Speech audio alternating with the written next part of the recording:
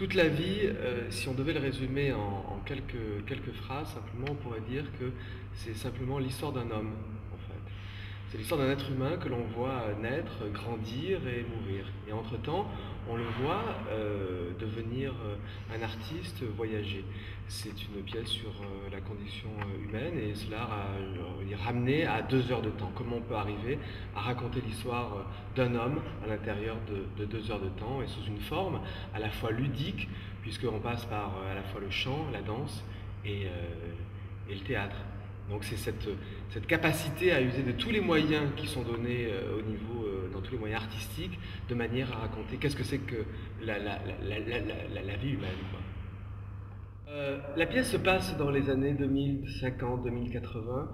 Je voulais opérer une forme à la fois de regard dans le rétroviseur, de façon de se retourner, et en même temps de proposer aux spectateurs une façon de parler de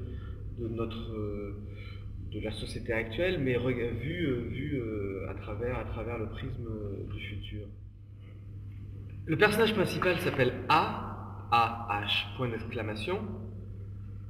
Pourquoi? Parce que je voulais pas lui donner un prénom habituel, etc. Je voulais au contraire que ça reste une forme ouverte, que ce soit une interjection comme ça, à la fois de plaisir, d'étonnement, d'enthousiasme, de curiosité, de surprise. C'est un personnage qui est en bataille avec lui-même, qui se bat avec son propre soi-même à l'intérieur de lui. Alors il apparaît sous la forme d'un avatar, sous la forme d'un clone. C'est une figure contemporaine pour parler des figures anciennes, sans employer de mots savants, mais enfin de la séparation souvent qui s'exerce à l'intérieur de nous et qui nous fait des fois vouloir partir, je sais pas, s'éloigner alors quelque chose de nous, au contraire, voudrait rester là où l'on est.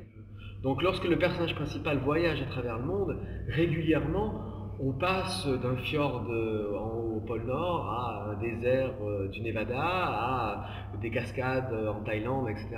Donc on est à la fois dans une sorte de page blanche qui s'écrit constamment devant nous, soit à travers le corps des acteurs, soit à travers les propositions visuelles et aussi même sonores, puisque c'est aussi une forme comment dire, c'est une grande oreille quoi, qui permet, ou une grande bouche qui permet de s'ouvrir vers le public et de laisser passer des informations que le public peut à son tour décortiquer, remonter, je veux dire, voilà, c'est ça, être dans une position active avec son imaginaire, puisque ça, c'est quand même énormément mon travail, ce que je défends, à la suite de plein d'autres artistes qui proposent chaque fois aux spectateurs d'avoir une écoute active et une lecture active des spectacles. Je crois que c'est un conte en fait. C'est un conte merveilleux, plein d'images, un picture book comme ça, un livre d'images qu'on peut feuilleter et on traverse le monde comme ça et on montre comment une relation, comment dire, curieuse, poétique au réel est finalement merveilleuse et qui est en fait ma relation à la vie en fait.